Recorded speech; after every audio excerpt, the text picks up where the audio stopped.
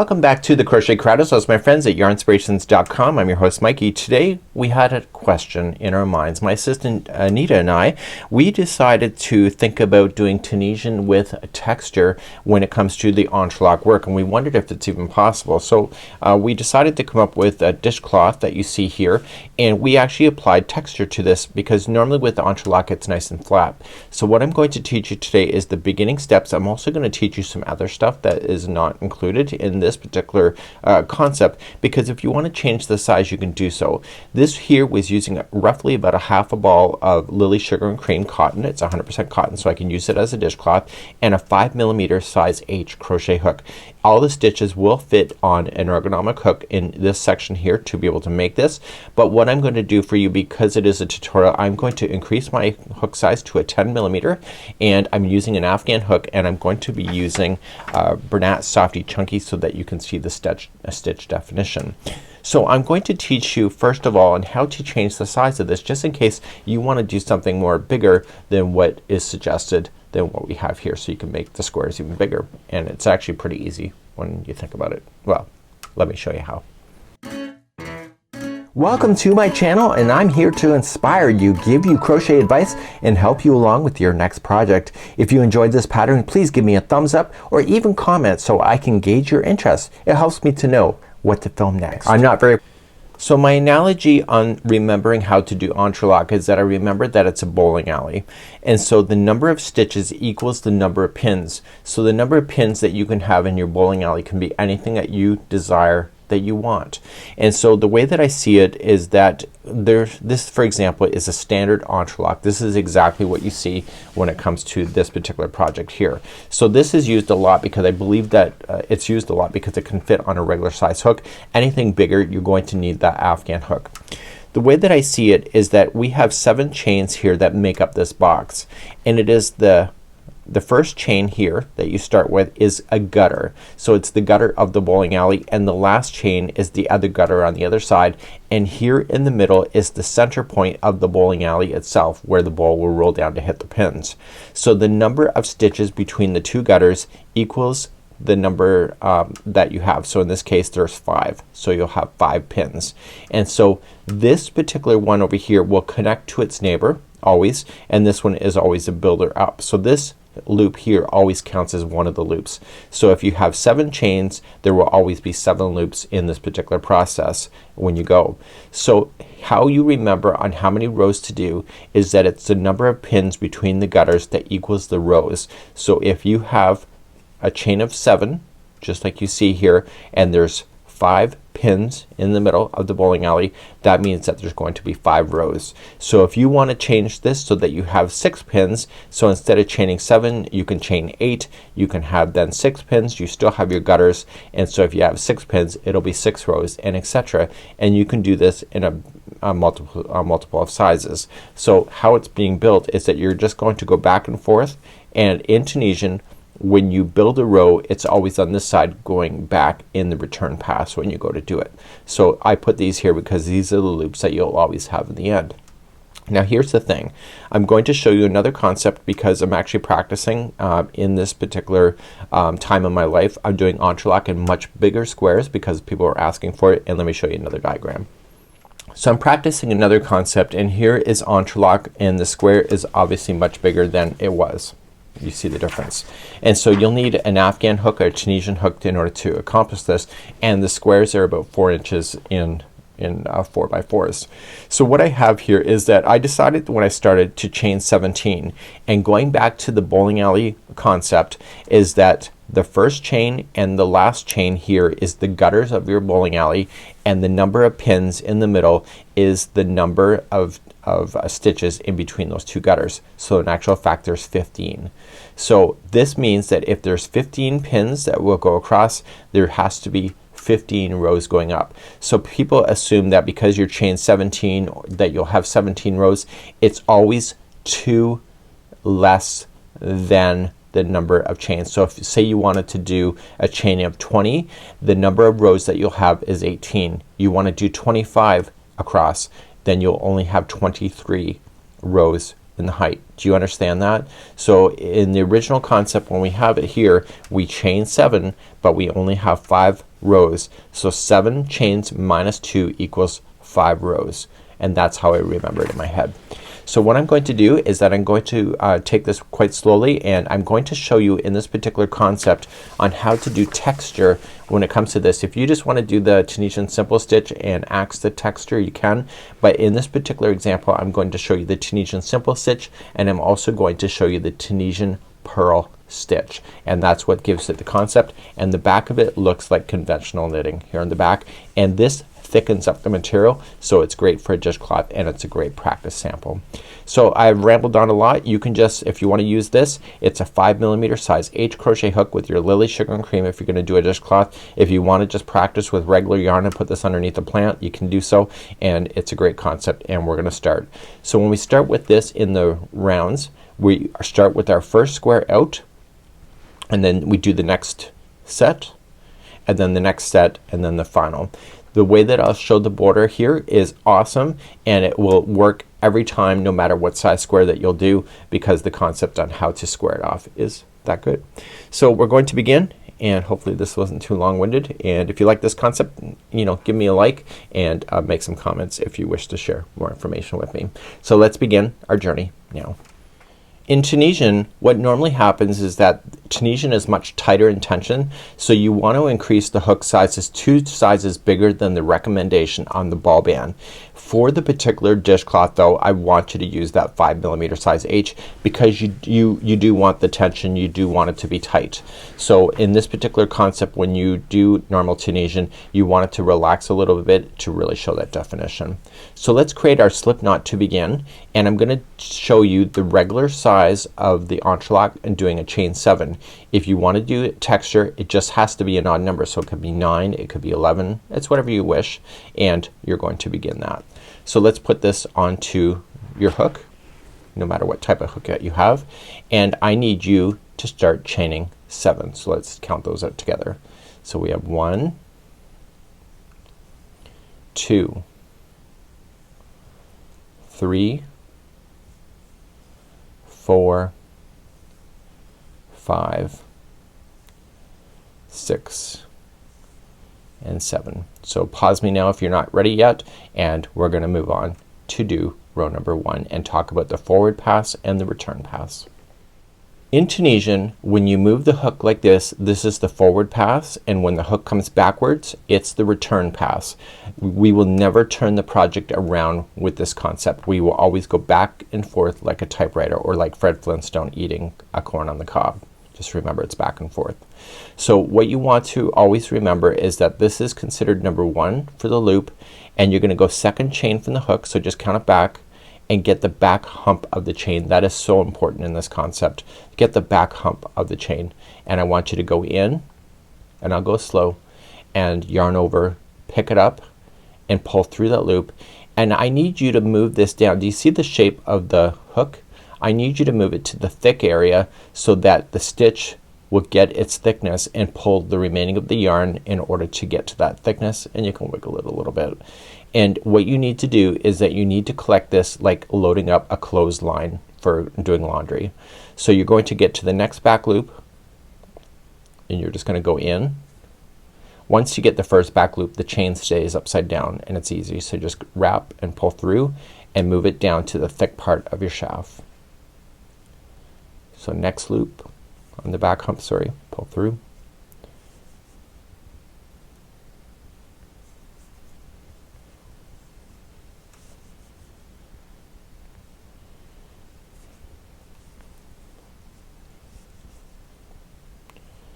And we go all the way to the last chain.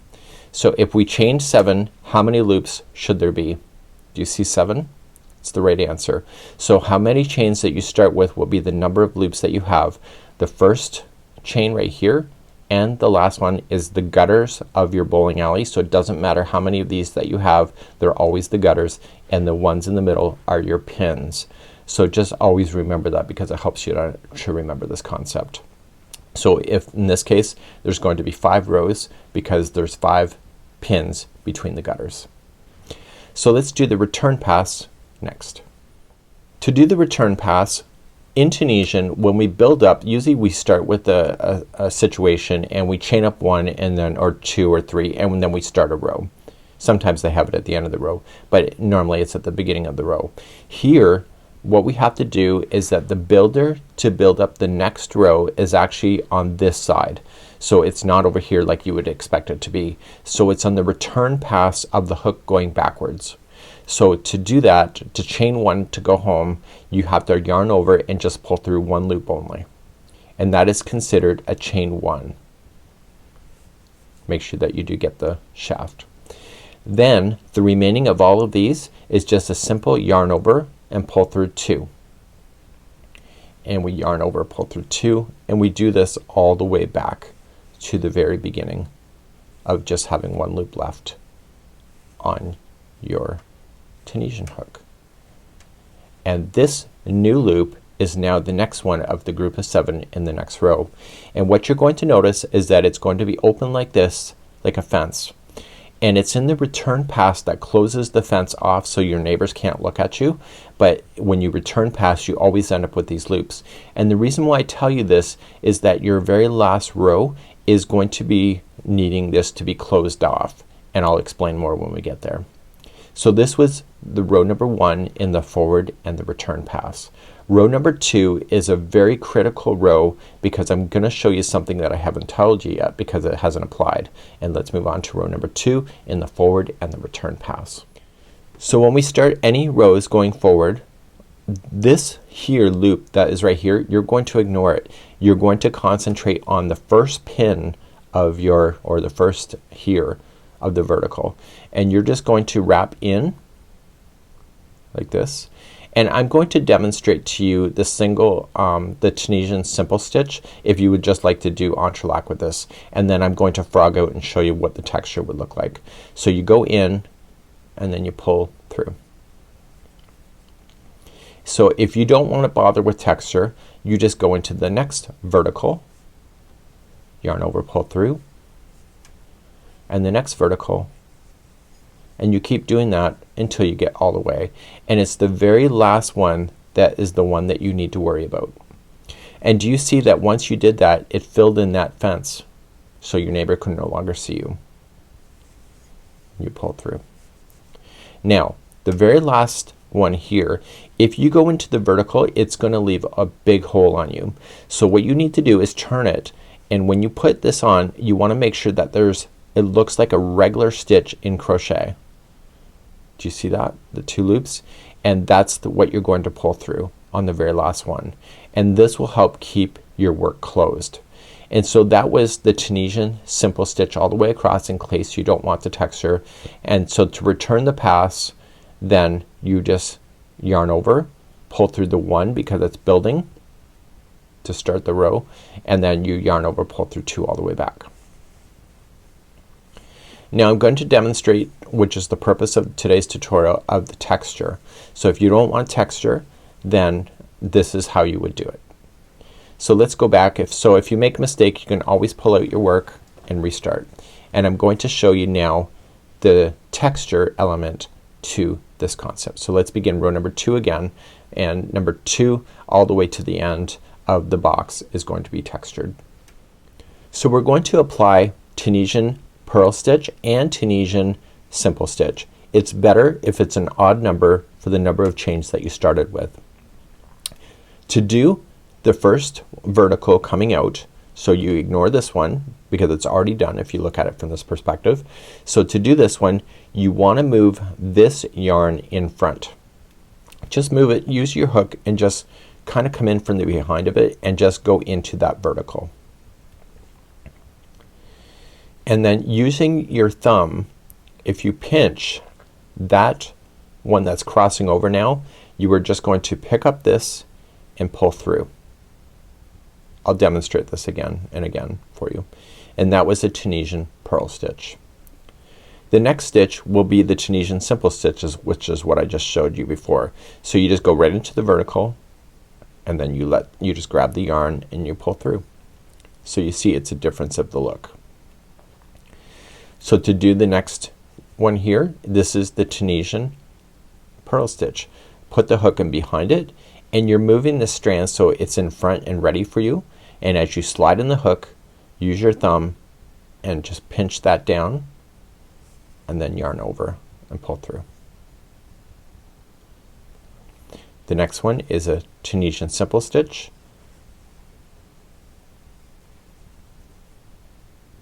And then the next one here is a Tunisian purl stitch. Move the hook in front, coming in, pinch, pull through. And then your ending is like I showed you already before.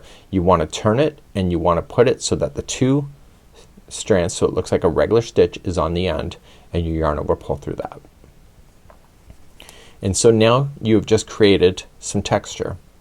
So to return the pass is like we learned before. We yarn over, pull through the first loop, which is your chain 1, and then you yarn over and pull through 2s all the way back. So the return pass has not changed. It's our forward pass that is providing the texture. And this was row number 2. So let's start row number 3, and I'm applying texture for the remaining of this. So we start, and now you can see below what was actually applied. So see how it looks different than this? These, when they follow straight up, are Tunisian simple stitches. Here you can see something is different. That's your purls. So you just move the hook behind the strand and push through and use your thumb, and it just takes a few seconds. I'm going slower than I normally would. And then here I can just follow the line down and I see, okay, this is Tunisian simple. Okay, the next one is right here. And so I move the hook in behind, pull that strand forward, pinch it, and pull through. See, you're going through the strand in the opposite direction. That's what that purl is doing. So just move the hook in behind, pinch, pull through. And then the last one, we want to turn it and we want to get the last one that looks like a regular stitch to go on, pull through, and then the return pass. So chain up 1 and then 2 all the way through. So we started off with chain 7, so this means that we need only 5 rows because 2 that is taking away from the chain, so 7 minus 2 equals 5. So currently we have 1, 2, and we're going to have our third really shortly. And third has already been done, but it's not until you do the forward pass that it closes down this so that you can't see your neighbor. So let's move on to the next one. Next one, we want to keep on going and we want to keep on adding rows. So that was the purl, simple, purl, simple, purl. And I'm just looking at the rows below to help me keep everything in alignment. And then the edge, pull through, and then pull through 2s.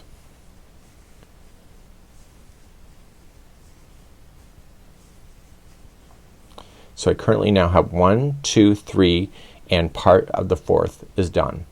So let's continue to add more. So we start with the purl. Now can you change any stitches? Absolutely. Just be consistent.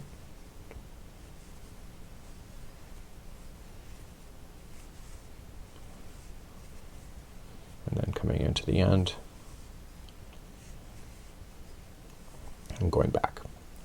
Now the thing that you have to be careful about the most is actually the very last row, which is almost now.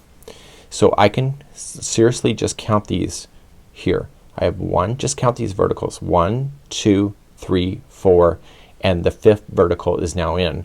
So in order to finish this box, I have to end up over here, and I'm currently on the wrong side of the box, but I still have the open fence. I can still see my neighbors. So when I go to fasten off, or cast off they call it in Tunisian, I'm going to cast off in the process of keeping the texture. So I'm going to cast off by doing a purl stitch to start, and when I pull through, I'm going to pull through everything, and make sure that you provide a little bit of extra slack because it matters. Then you go into the next Tunisian simple stitch, make it a Tunisian simple stitch cast off. So you pull through and through. The next one is a purl, so you cast off using purl method. So it matches your project. So you have the texture all the way through.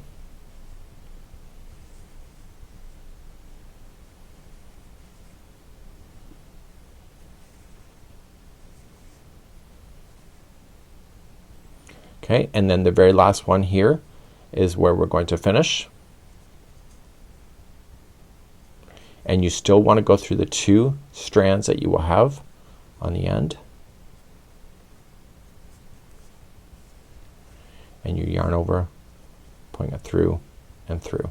And so by doing the cast off process, you've now just kept it so that everything is closed and I can't see my neighbors. There's no open fences. And this is my first box. So let's go and determine what we're gonna do next. We are doing this in the round. So what I want to do is that this is the center of my box, and now I want to go around this box. Let me explain. Currently we have now the center section done. So the next set of boxes that we are going to build in the round are going to be built up on the 4 sides directly. So it can be built up on any side, but right where you're sitting with your hook is right where you want to start. So you're going to be building the next set of squares just like this. And when you do this particular concept, it literally follows all the way around that box. So currently we're sitting right here. I need to chain a total of only 6. We have been chaining a total of 7, but I'm going to explain why it's only 6 this time forward, because the 7th is actually attaching to the existing box. So when we go across, you can see I made a mistake, but when we go across we're going to be going, and then we're going to be building it up like this. And so when we finish, we're going to end up back here. So in order to start the next boxes that we have here, we're going to chain a total of 6. And then we continue to go back and forth, and then we end up here. And we're gonna do that. The problem is with Tunisian in the entrelac is that once you come all the way back around, you end up at this spot here, and you can never start when you're in the middle of something like this. You either have to be here or you have to be here. You can never be in the middle of an L shape like this. You can never be here to start.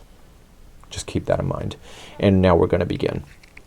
So let's build this up. So right where I'm sitting, I want you to rotate this so that these lines appear in this direction.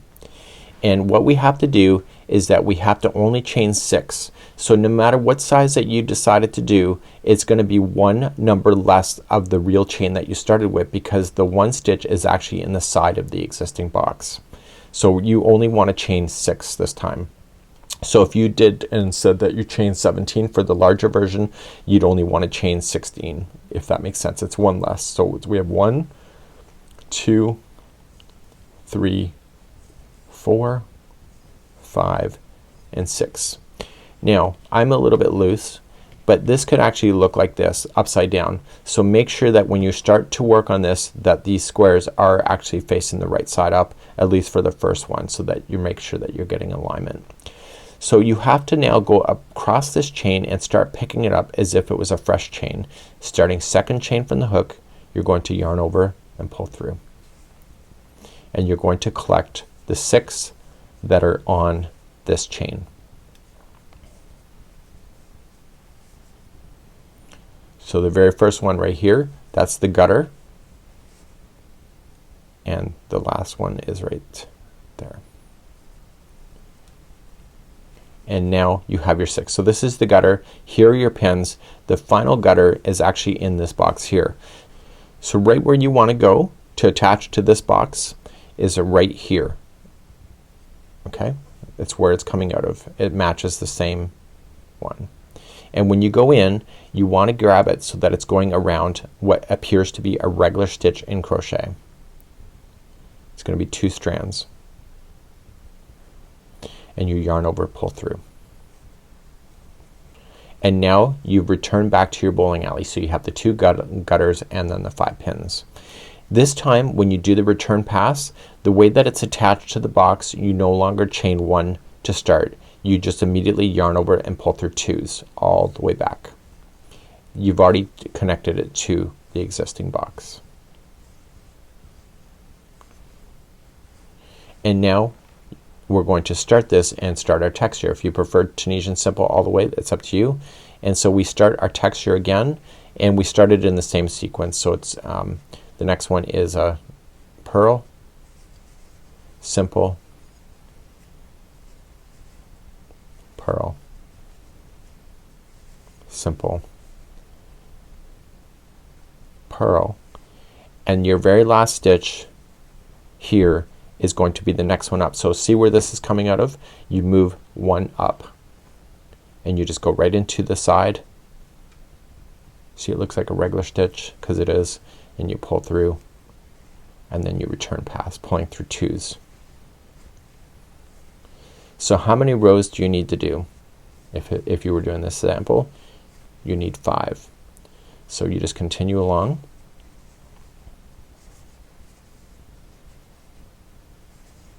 So what I'm going to do is that I would just continue to leave the camera on.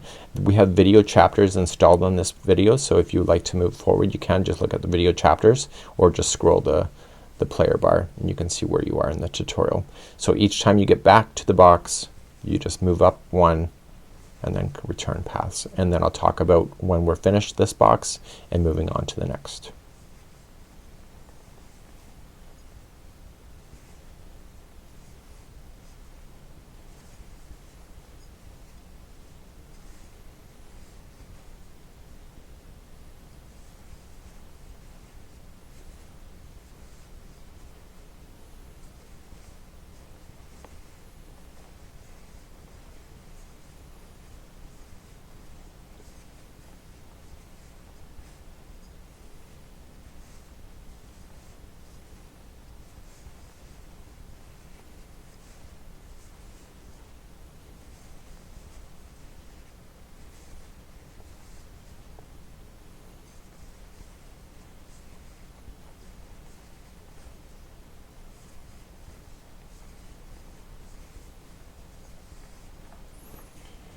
So I'm almost done, and I can tell I'm almost done because I'm almost at the top of this box. So let's count the verticals that we see. We see 1, 2, 3, 4 and a half.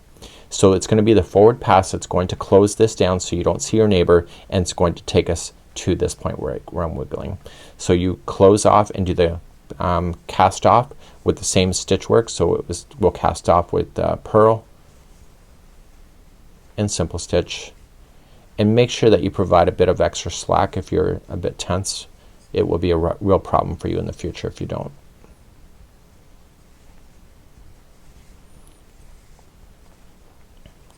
So your very last one is going to be the corner of this, and you're just going to pull through and through, and now that box is complete, and you can see that it looks identical to it.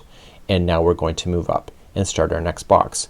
The next box will be right here. It will look like the cross shape that I showed you. So we're gonna just immediately start. And how many are you going to chain? Did you say 6? Hopefully you did. So 1, 2, 3, 4, 5 and 6, and then we come back across and we start collecting the chains.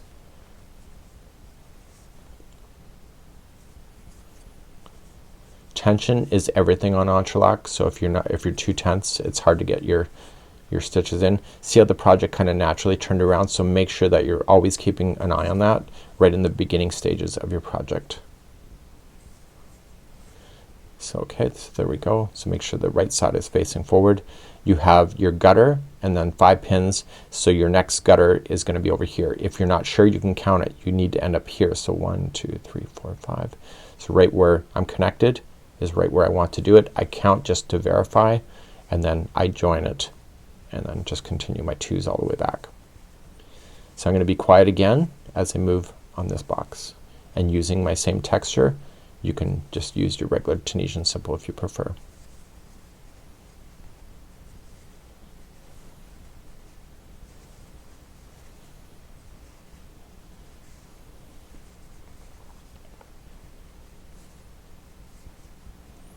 and then you move up the box like you would before. So every time you hit the box it should be a fresh stitch that you're using.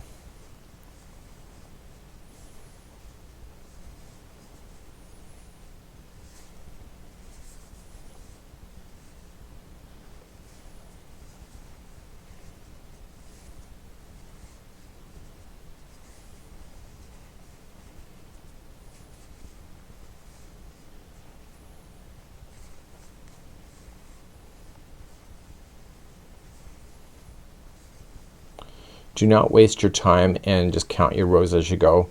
Just use the sides of the boxes to kind of determine where you are, and then you can just do a rapid count when you think you're getting close to the end.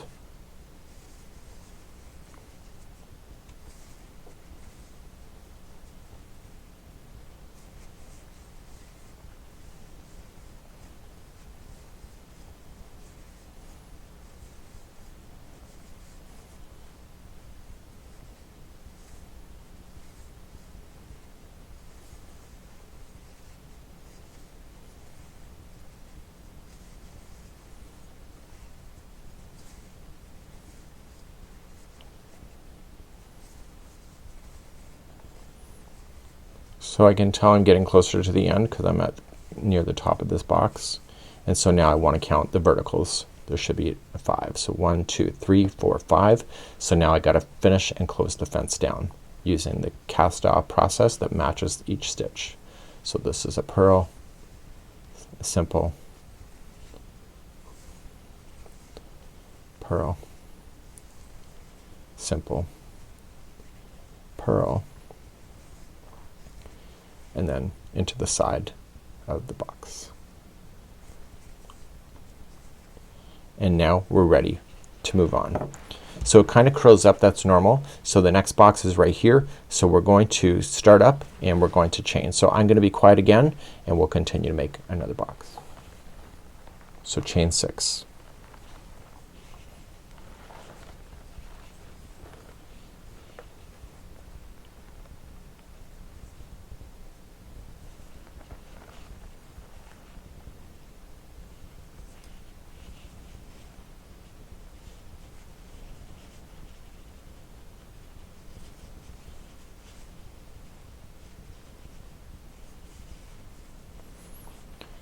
And then connect to the same spot.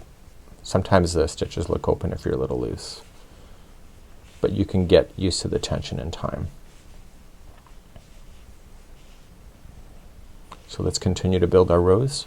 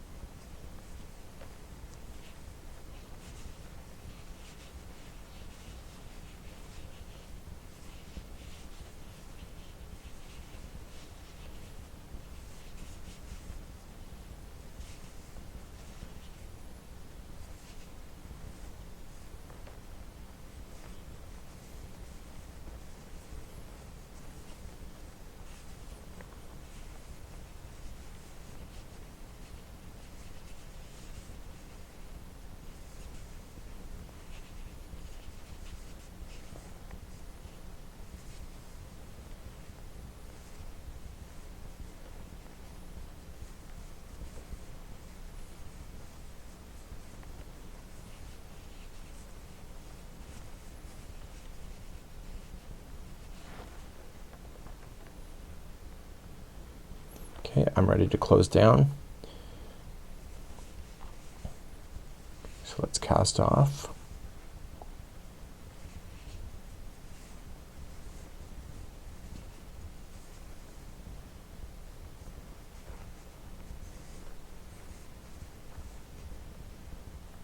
And then go to the corner, and then we have one more box to do before this revolution is complete.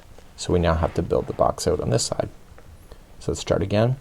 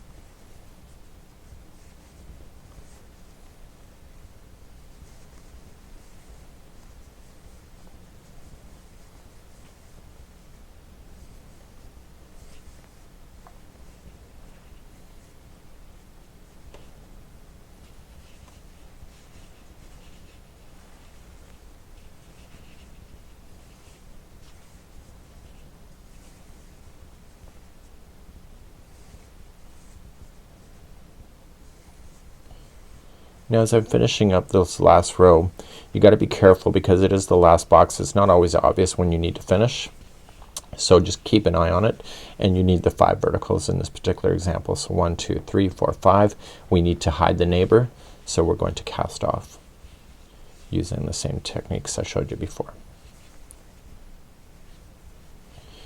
Now we've now done a full revolution of this, and what happens in this is that your hook is in the wrong spot. I told you that before.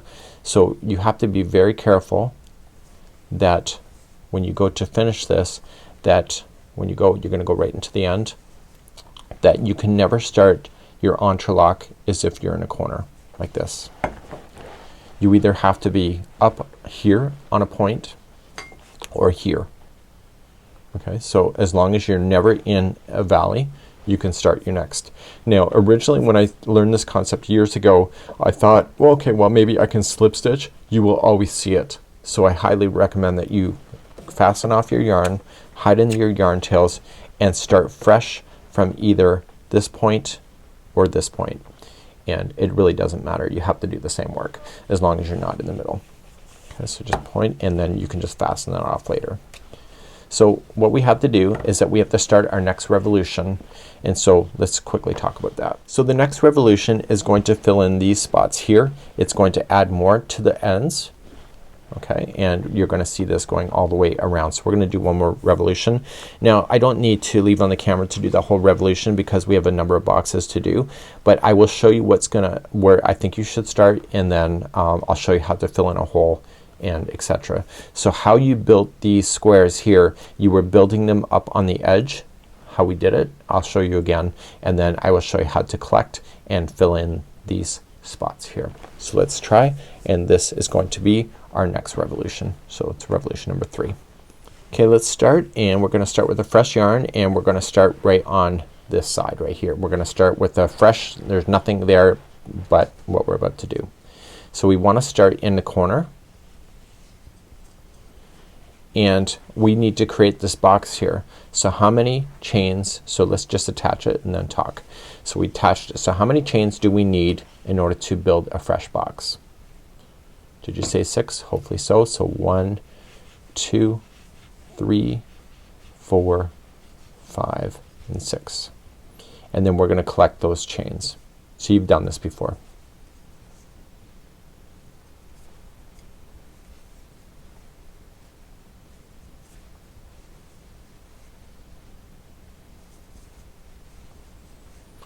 So you were looking for the 6. So here's your gutter, 5 pins, and right here you want to count the number of rows that you're going to need.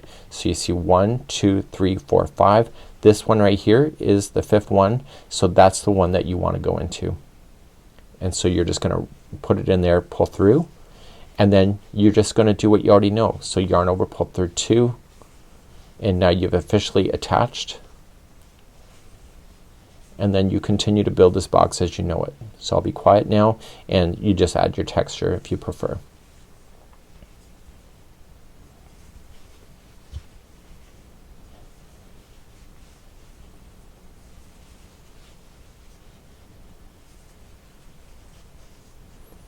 And then when you're ready, you move up to the next one available.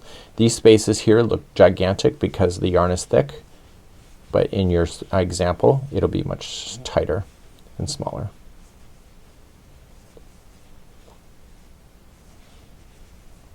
So how many rows are we building up?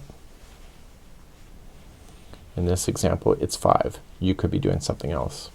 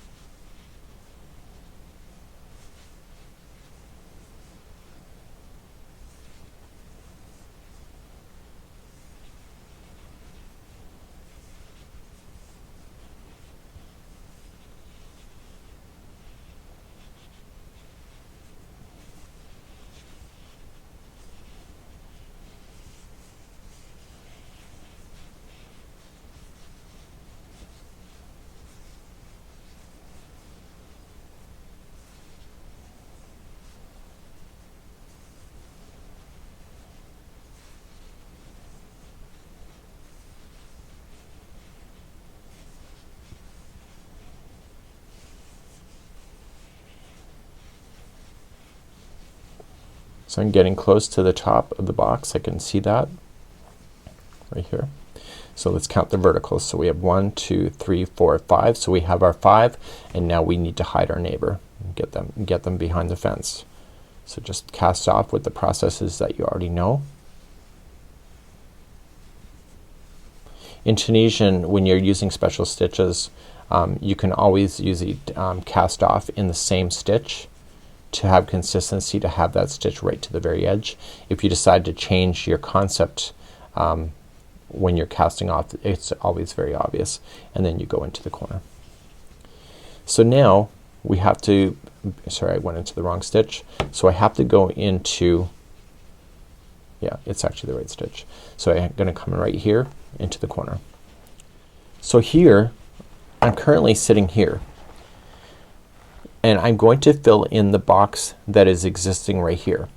So now I can officially start here. So as I mentioned, I can never be here to start anything. It always has to be, I have to either see an L shape or a bend like this, or it has to be a box that I'm ready to grow out like I did over here. So how you fill in these holes is that you are still looking for your 7. So you're just going to collect your stitches across, and you want a total of 7 on your hook. So we say this is 2 because it is, 3, 4, 5, 6, and the one that is being attached is the 7th one, and that's gonna come through. So now you have your gutters and your 5 pins. So yarn over, pulling it through 2, and what you're doing is you're building out your box in this section like that. So then continue to move down. So it's exactly what you know. It's just how your execution is that you didn't chain to start because you didn't need to. So you only chain essentially that 6 when you're on a corner piece of your afghan. Everything else in the middle you're just building it and filling in the holes. So when you get over here, fill into the next stitch that's higher, and you're still continuing with your 5 rows.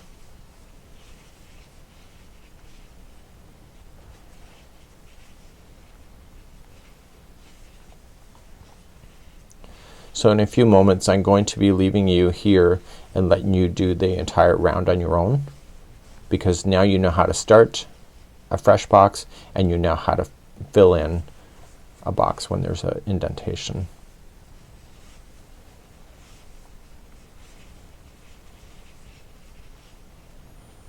And then when we come back after that's done, I'm going to show you how to do a border, and the border information I'm going to give you can be done with any entrelac itself, regardless if it's textured or not.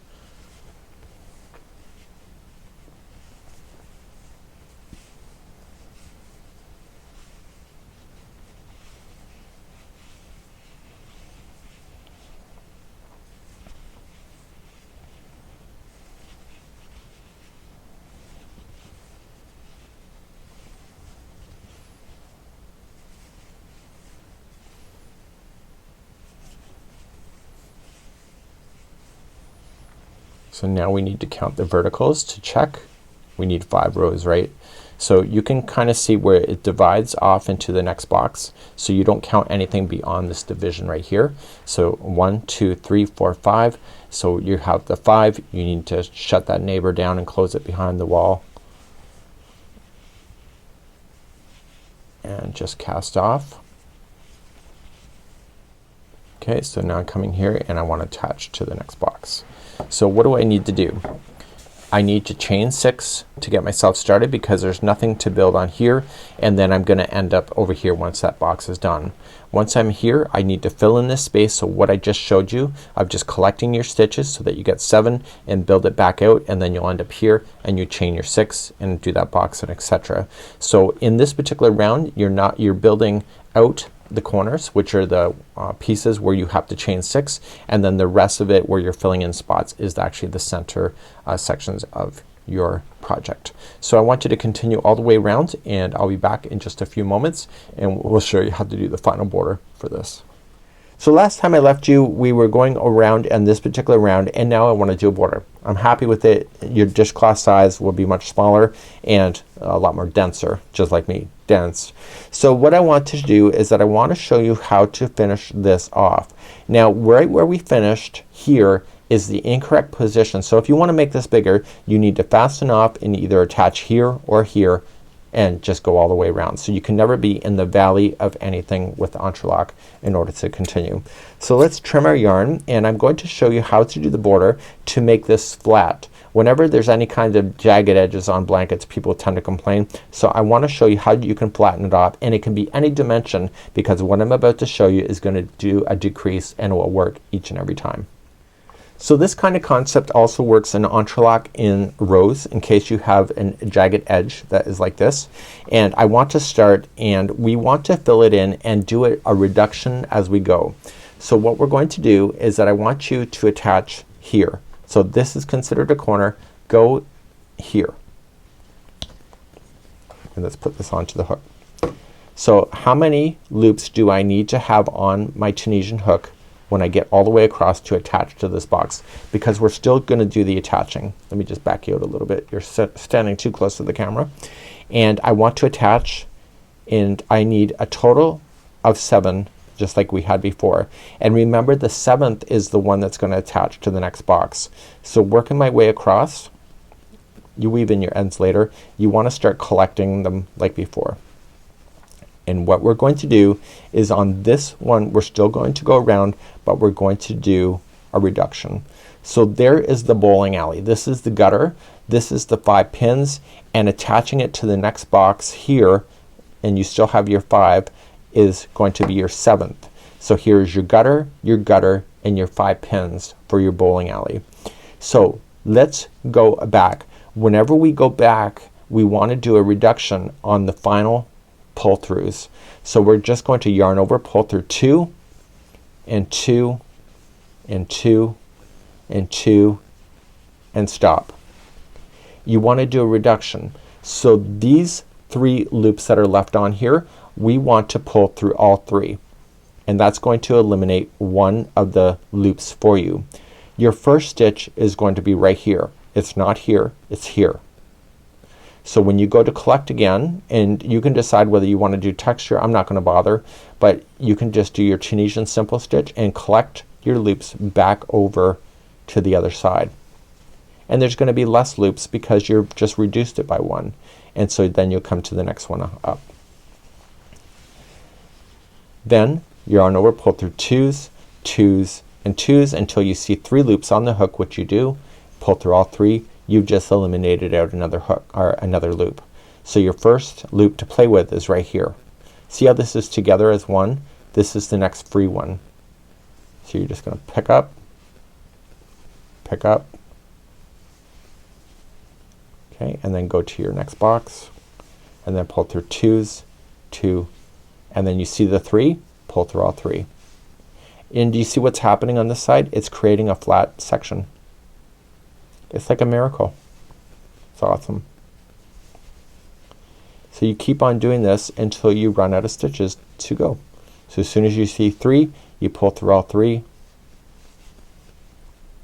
and now look, I'm at the end, and now I'm gonna pull through all 3, and that box is done and it's been flattened out. So then you just attach yourself to the next box. It's like you just fastened off, and then you start again. So you're gonna pick up, so this is 1, so that's your gutter, and then you got 2, 3, 4, 5, and 6, and the 7th is attaching it to the next box, and then yarning over, pulling it through 2, 2, 2, 2, until you see 3, pull through all 3. Your first one is right here, and then you do that. So I want you to go across, and then I'm going to show you how to get around a corner, because that's easy enough. So finish this section here, and I'll be right back and I'll show you how to turn the corner so that you can get around your afghan. So when I last left you, we were just finishing off this. So right now I want you to single crochet along this. This is a corner side. So just single crochet, and that will get you to the next side. So you technically will not have a full square, but you'll actually have a square with chamfered edges on the corners. And that to me is not a deal breaker, but if it is for you, then maybe this is not for you. So I just want to single crochet myself all the way, and then I want to come down and start collecting. So keep that as number 1 and start collecting your stitches. 2, 3, 4, 5, and 6. So there's my gutter, my 5 pins, and then the attachment to the next box is the other gutter. And then pull through twos, 2, 2, until you see 3 on the hook, and pull through all 3. I want you to keep in that fashion going all the way around, and when I come back we'll just talk about how to fasten off your yarn, and I'll show you a demonstration on that, and we'll be right back in just a moment. So I'm coming all the way back around, and because I started where I showed you, I need to finish off the final corner of just my single crochets in, and you can see then we took this from the pointed edges all the way to the end. So I'm just gonna slip stitch it to the very beginning, and I'm going to show you how to weave in the ends using a tapestry needle next, and it looks pretty good, right? So you will see that the edges of the corners in this concept will always be chamfered off, but I think it's not a deal breaker, and it's really neat, and you have the texture that is in here. So this is just a larger version of the dishcloth that you see. So you can see change the hook, change the yarn, change the whole size. So let's review quickly on how to weave in your ends. So any ends that you'll have, you'll want to use a tapestry needle for that. So let's just pull that through and lock it and turn it over to the back side. I've not been weaving it as I've been going, so I don't get any good boy points today, but you will want to use a tapestry needle to put that in.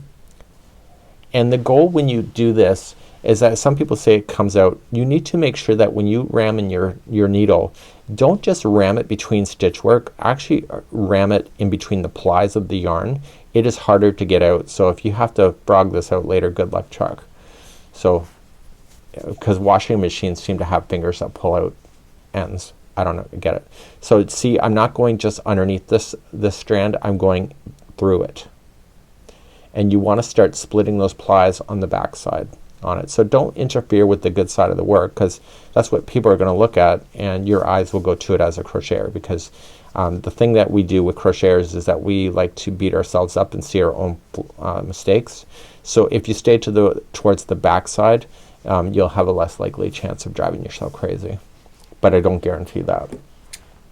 So you'll do that with any loose ends that you'll have. So I have more to do, and that is how you would do entrelac here with adding texture instead of a flat surface. And in a dishcloth, this means that you got some extra scrubby stuff in case you like to hand wash your dishes. So that's it for now, and we hope you have a good day, and we'll see you again next time right here in the Crochet Crowd, as well as my friends at yarnspirations.com. We'll see you.